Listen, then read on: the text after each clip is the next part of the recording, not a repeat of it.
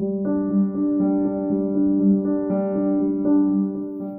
Is question number 16 जो कि class 11th NCERT chapter का नाम है पीरियोडिक टेबल से लिया गया है। इस क्वेश्चन में हमें क्या बताना है कि अगर हम आयनाइजेशन एंथैल्पीज़ का ऑर्डर देखें, तो हमें क्या बोला गया है सेकंड पीरियड में जो एक्चुअल आयनाइजेशन एंथैल्पी का ऑर्डर होना चाहिए वो ये होना चाहिए। बट इसमें क्या पूछा गया हमें, तो बेरिलियम का आयनाइजेशन एंथैल्पी बोरॉन से ज़्यादा क्यों हो जाता है और ऑक्सीजन का आयनाइजेशन एंथैल्पी नाइट्रोजन और फ्लोरीन से कम क्यों हो जाता है। तो अगर हमें पता है कि अगर हम पीरियड में देखें, तो पीरियड में अगर हम लेफ़्ट टू राइट जाते हैं, लेफ़्ट से राइट जाते हैं, तो आई इंक्रीज़ होता है, ठीक है? तो आई इंक्रीज़ होता है। अब हमें क्या बोला गया है, क्योंकि साइज़ छोटा होता जाता है, यहाँ पे एक चीज़ और लिख सकते हैं, साइज़ छोटा होता जाता है, इस वजह से आई इंक्रीज़ हो जाता है। अब होता क्या है, अगर हम बेरिलियम से बोरॉन जा रहे हैं, तो बेरिलियम का कॉन्फ़िगरेशन क्या होता है?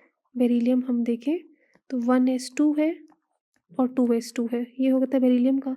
और बोरॉन का अगर हम देखें, तो बोरॉन का होता है 1s2, 2s2, 2p1।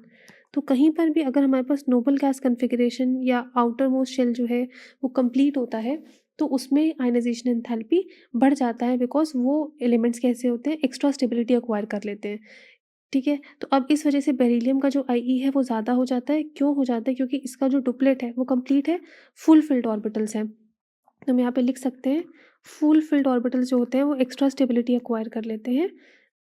Full field orbitals जहाँ पर भी हमें मिलेंगे, उनका जो आई होगा वो ज़्यादा होगा as compare to next element से। सिमिलरली अगर हम ऑक्सीजन को देखें, तो अगर हम यहाँ पे लिखें, नाइट्रोजन को लिखें, ऑक्सीजन को लिखें और फ्लोरीन को लिखें। यहाँ हम लिखते हैं नाइट्रोजन, ये हमने लिखा नाइट्रोजन, ये हो गया ऑक्सीजन और ये हो गया फ्लोरीन। तो अगर हम इन सब में देखें, तो हम देख सकते हैं कि फ्लोरीन तो इलेक्ट्रोनेगेटिव एलिमेंट है और ऑक्सीजन और फ्लोरीन में फ्लोरीन का ही आयनाइजेशन एंथैल्पी ज़्यादा होना चाहिए था। नाइट्रोजन और ऑक्सीजन में होना चाहिए था ऑक्सीजन का, बट एक्चुअली किसका ज़्यादा होता है? नाइट्रोजन का ज़्यादा होता है। ऐसा इसलिए होता है क्योंकि अगर हम नाइट्रोजन का कॉन्फ़िगरेशन देखें और ऑक्सीजन का कॉन्फ़िगरेशन देखें, तो नाइट्रोजन का जो कॉन्फ़िगरेशन होता है, उसका कॉन्फ़िगरेशन क्या आता है? नाइट्रोजन को अगर हम देखें, तो वो होता है 1s2, 2s2, 2p6। नाइट्रोजन के पास कितने इलेक्ट्रॉन्स होते हैं? 7 इलेक्ट्रॉन्स होते हैं, तो 4, 2p3। ये हो गया इसका नाइट्रोजन का। और अगर हम ऑक्सीजन का देखें, तो ये हो जाएगा 1s2, 2s2 और ये हो जाएगा 2p4।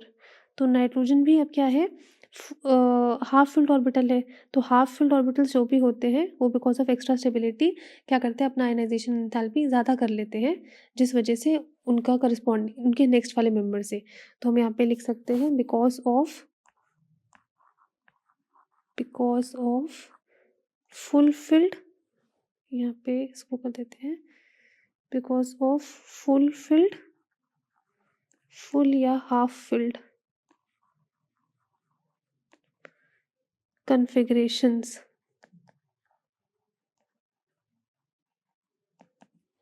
have extra stability,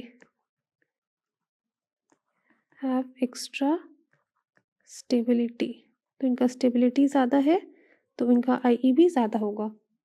यहाँ पे सिर्फ इतना ही लिख देते हैं, फुल फिल्ड या half field orbitals have extra stability, तो जिस वजह से नाइट्रोजन का ज़्यादा होता है और यहाँ पे बेरिलियम और